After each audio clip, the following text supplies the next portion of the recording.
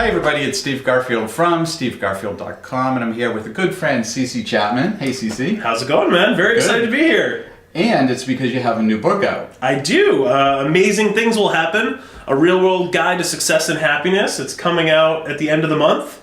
It's my second book, and I am really excited for people to read it. I can tell you're excited about it. All the things online. It's really good to see the excitement building for the book. And then when I first saw the book, and I saw the title, Amazing Things Will Happen, yeah. I was like, that sounds somewhat familiar, so I Googled it right away, and I came up with a speech. Remind me what that is? Yeah, so Conan O'Brien, on his famous last show for The Tonight Show, was giving a speech, and it was his monologue, and I already had the book. I had the book in my head, I knew it, but I didn't have a set title yet, and I was sitting down on my couch late at night watching it, and at the end of it, he gave this really beautiful last, stand on The Tonight Show, and he was talking about, don't be cynical, be a good person, be kind to other people, and amazing things will happen. And I literally popped up out of my chair, grabbed my iPad, oh my God, no one owns the domains, there's been no book written that. I thought maybe he was quoting something. Right. And I said, that's the title. That fits exactly what I want in this, the fact of nothing's handed to you, you don't get anything for free in this world. If you really want it to happen, you do really have to be good to people and work your tail off. And that's when amazing things happen. And that was the whole premise of the book, so it all kind of crystallized in one moment. A lot of people think certain different ways of how to be successful, or even what success is. Yeah. Do you have a definition of what success is? Yeah, I think success for me, and what I try to get across is, it's whatever lets you be happy without worrying about things on a daily basis. I mean, you're going to worry because, especially if you're like me, I have kids, or you're going to have coworkers, or people you're working with you're going to worry about. But success is when you figure out, first and foremost, what it is you want to do with your life, and then when you get to do it, you've found success. You may not always have all the money you want, you may not have all the material things, but at the end of the day, those aren't as important. As long as you can, pay the bills and keep your family safe, success is figuring out what it is you love to do and then getting to do it on a daily basis. Right, so does the book help me figure these things out? Yeah, so the book, it's one of those, it's going to get lumped as success in leadership or on the self-help shelf, but we kind of step through the process of figuring out, okay, what's wrong with what you're doing right now? Maybe you're in a job and you don't like it. Okay, well, what... kind of steps through, there's a lot of exercises that you can kind of step through of figuring out, okay, well, what would make you happy? The good old pro-cons list, or I talk about a 3-word exercise that our good friend Chris Brogan introduced, at least me to, back in the day, where you figure out, what are your 3 words going forward that you're going to focus on for the next year. And then kind of figure out, okay, once you figured out what it is you want to do, okay, what are the roadblocks? What's going to get in your way? How are you going to move forward? And then the majority of the book focuses on, okay, once you've figured out what it is you want to do and you're doing it, well, how do you have a happy and fulfilling life? Because I see people even today who are very successful. They're running businesses, or they're in a job that they enjoy, they have a good family, but they still don't seem to be living a good life. Like, they don't enjoy it, and I don't understand that. Life's too short, so kind of give some advice for people you're going to run into, some doubters you're going to probably run into, but how to actually balance it all and figure it out and then have a happy life.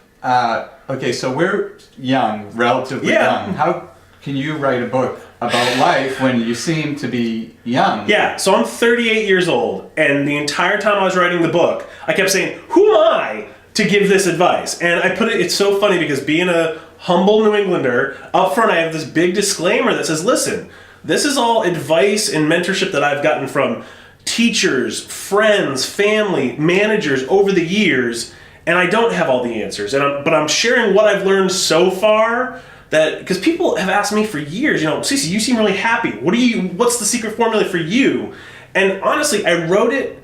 My initial goal was to write a book for my kids. If I could give my kids a guidebook for the life I hope they live. And I think I've got enough so far to give it to them. So that was the motivation for the book. But yeah, I've got a lot to learn, and I don't have all the answers. That's a good point. So the lessons and stories in the book come from people who are maybe mentors or have gone through a lot of things, and they shared their story with you, and you maybe took it on as yourself and like, okay, that's something I want to put into my own life. So it's something that you found successful from these people who are like, okay, these are examples of, give me one example that's like that. So one of my favorite ones in there is talking about being a duck.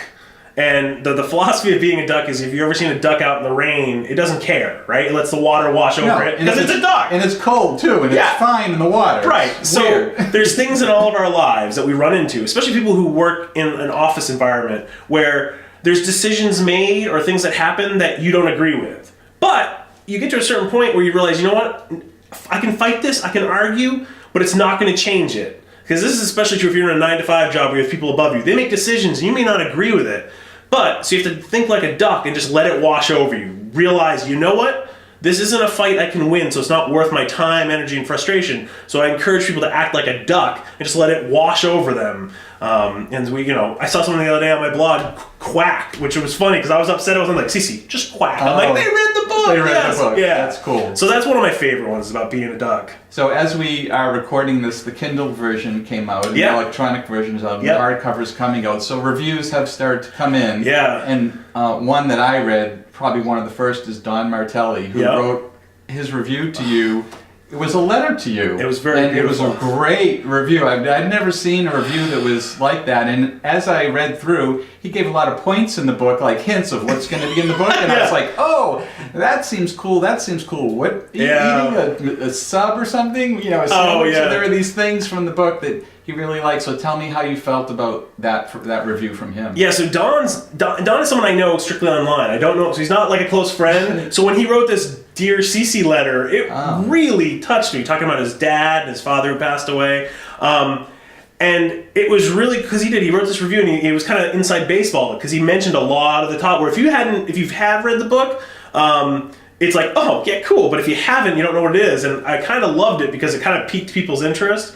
But I've already started seeing that happen too, where I saw someone the other day on Twitter say, hey, Cece, really enjoying the book. And then he put hash sign holding up my notebook, which is something from the book. And I went, oh, cool. Because one of my other things is I encourage people to bring a notebook with wherever they go to write down their thoughts and their ideas, and we have exercises in the book. But yeah, the first reviews have been extremely rewarding. The one theme I've seen so far is people say that it's rather short. And it is. It's a short book. You could sit down and read it in a flight, no problem.